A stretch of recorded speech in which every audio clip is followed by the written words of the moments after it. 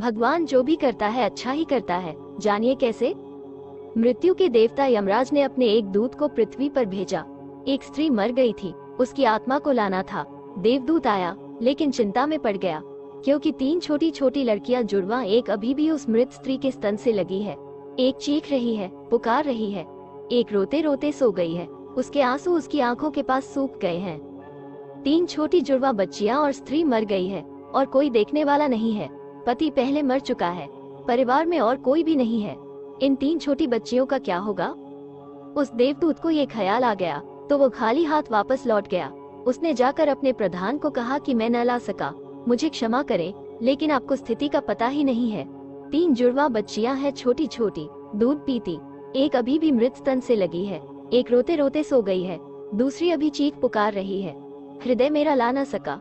क्या यह नहीं हो सकता कि इस स्त्री को कुछ दिन और जीवन के दे दिए जाएं? कम से कम लड़कियां थोड़ी बड़ी हो जाएं, और कोई देखने वाला नहीं है। मृत्यु के देवता ने कहा, तो तू फिर समझदार हो गया, उससे ज्यादा, जिसकी मर्जी से मौत होती है, जिसकी मर्जी से जीवन होता है। तो तूने पहला पाप कर दिया, और इसकी तुझे सजा मिलेगी। और सजा ये है कि तुझे पृथ्वी पर चले जाना पड़ेगा, और जब तक तू 3 बार न हंस लेगा अपनी मूर्खता पर, तब तक वापस न आ सकेगा। इसे थोड़ा समझना। 3 बार न हंस लेगा अपनी मूर्खता पर, क्योंकि दूसरे की मूर्खता पर तो अहंकार हंसता है। जब तुम अपनी मूर्खता पर हंसते हो तब अहंकार टूटता है। देवदूत को लगा नहीं, वो राजी हो गया दंड भोगने को, लेकिन फिर भी उसे लगा कि सही तो मैं ही हूँ, और हंसने का मौका कैसे आएगा। उसे जमीन पर फेंक दिया गया। एक मोची सर्दियों के दिन करीब आ रहे थे और बच्चों के लिए कोट और कंबल खरीदने शहर गया था, कुछ रुपए इकट्ठे करके। जब वो शहर जा रहा था तो उसने राह के किनारे एक नंगे आदमी को पड़े हुए ठिठुरते हुए देखा। यह नंगा आदमी वही देवदूत था जो पृथ्वी पर फेंक दिया गया था। उस व्यक्ति को उस देवदूत पर दया आ गई, और बजाय अपने बच्चों के लिए कपड़े खरीदने के, उसने इस आदमी के लिए कंबल और कपड़े खरीद लिए। इस आदमी को कुछ खाने पीने को भी न था, घर भी न था, छप्पर भी न था जहाँ रुक सके। तो मोची ने कहा कि अब तुम मेरे साथ ही आ जाओ, लेकिन अगर मेरी पत्नी नाराज हो, जो कि वह निश्चित होगी, क्योंकि बच्चों के लिए कपड़े खरीदने लाया था, वह पैसे तो खर्च हो गए, वह अगर नाराज हो, चिल्लाए, तो तुम परेशान मत होना, थोड़े दिन में सब ठीक हो जाएगा। उस देवदूत को लेकर मोची घर लौटा। न तो मोची को पता है कि देवदूत घर में आ रहा है, न पत्नी को पता है। जैसे ही देवदूत को लेकर मोची घर में पहुंचा, पत्नी एकदम पागल हो गई, बहुत नाराज हुई, बहुत चीखी चिल्लाई, और देवदूत पहली दफा हंसा। मोची ने उससे कहा, हंसते हो, बात क्या है? उसने कहा, मैं जब 3 बार हंस लूंगा तब बता दूंगा। देवदूत हंसा पहली बार, क्योंकि उसने देखा कि इस पत्नी को पता ही नहीं है कि मोची देवदूत को घर में ले आया है, जिसके आते ही घर में हजारों खुशियां आ जाएंगी। लेकिन आदमी देख ही कितनी दूर तक सकता है। पत्नी तो इतना ही देख पा रही है कि एक कंबल और बच्चों के कपड़े नहीं बचे।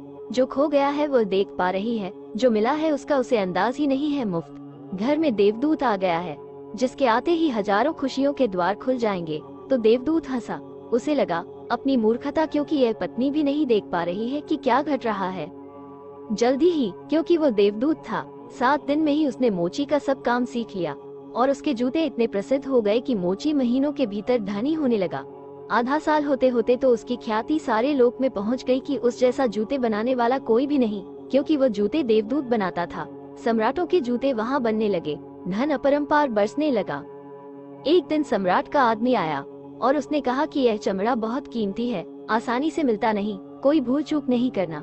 जूते ठीक इस तरह के बनने हैं, और ध्यान रखना जूते बनाने हैं, स्लीपर नहीं, क्योंकि रूस में जब कोई आदमी मर जाता है तब उसको स्लीपर पहना कर मरघट तक ले जाते हैं।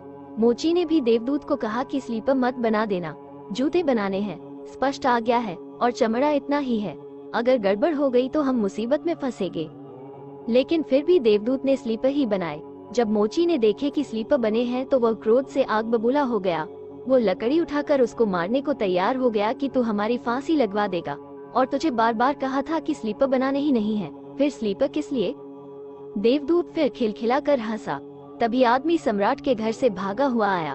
उसने कहा, जूते मत बनाना, स्लीपर बनाना, क्योंकि सम्राट की मृत्यु हो गई है। भविष्य अज्ञात है, सिवाय उसके और किसी को ज्ञात नहीं, और आदमी तो अतीत के आधार पर निर्णय लेता है। सम्राट जिंदा था तो जूते चाहिए थे, मर गया तो स्लीपर चाहिए। तब वो मोची उसके पैर पकड़कर माफी मांगने लगा कि मुझे माफ कर दे, मैंने तुझे मारा, पर उसने कहा, कोई हर्ज नहीं, मैं अपना दंड भोग रहा हूँ। लेकिन वो हंसा आज दोबारा। मोची ने फिर पूछा कि हंसी का कारण। उसने कहा कि जब मैं 3 बार हंस लूं। दोबारा हंसा इसलिए कि भविष्य हमें ज्ञात नहीं है, इसलिए हम आकांक्षाएं करते हैं जो कि व्यर्थ है। हम अभीप्साएं करते हैं जो कि कभी पूरी न होंगी। हम मांगते हैं जो कभी नहीं घटेगा, क्योंकि कुछ और ही घटना तय है। हमसे बिना पूछे हमारी नियति घूम रही है और हम व्यर्थ ही बीच में शोरगुल मचाते हैं। चाहिए स्लीपर और हम जूते बनवाते हैं। मरने का वक्त करीब आ रहा है और जिंदगी का हम आयोजन करते हैं। तो देवदूत को लगा कि वे बच्चियां, मुझे क्या पता भविष्य उनका क्या होने वाला है। मैं नाहक बीच में आया और तीसरी घटना घटी कि एक दिन 3 लड़कियां आई जवान। उन तीनों की शादी हो रही थी और उन तीनों ने जूतों के ऑर्डर दिए कि उनके लिए जूते बनाए जाएं। एक बूढ़ी महिला उनके साथ आई थी जो बड़ी धनी थी। देवदूत पहचान गया, ये वे ही 3 लड़कियां हैं जिनको वो मृत माँ के पास छोड़ गया था और जिनकी वजह से वो दंड भोग रहा है। वे सब स्वस्थ हैं, सुंदर हैं। उसने पूछा कि क्या हुआ, ये बूढ़ी औरत कौन है?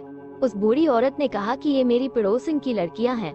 गरीब औरत थी, उसके शरीर में दूध भी न था, उसके पास पैसे लत्ते भी नहीं थे और 3 बच्चे जुड़वा। वो इन्हीं को दूध पिलाते पिलाते मर गई। लेकिन मुझे दया आ गई, मेरे कोई बच्चे नहीं हैं और मैंने इन तीनों बच्चियों को पाल लिया।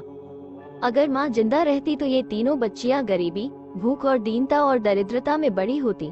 माँ मर गई, इसलिए ये बच्चियां तीनों बहुत बड़े धन वैभव में, संपदा में पली और अब उस बूढ़ी की सारी संपदा की यही 3 मालिक हैं और इनका सम्राट के परिवार में विवाह हो रहा है।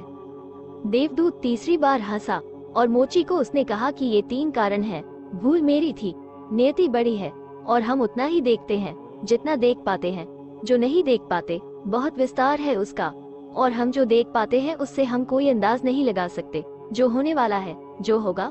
मैं अपनी मूर्खता पर 3 बार हंस लिया हूँ। अब मेरा दंड पूरा हो गया और अब मैं जाता हूँ। जो प्रभु करते हैं अच्छे के लिए करते हैं।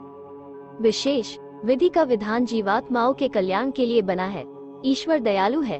आपके ऐसे विश्वास एवं मान्यताओं को गति तभी मिलती है जब आप दूसरों के प्रति दया का भाव रखते हैं, क्योंकि जो आप बोते हैं वही आप काटेंगे। सृष्टि में घट रही घटनाओं पर आपको चिंतित होने की आवश्यकता नहीं है।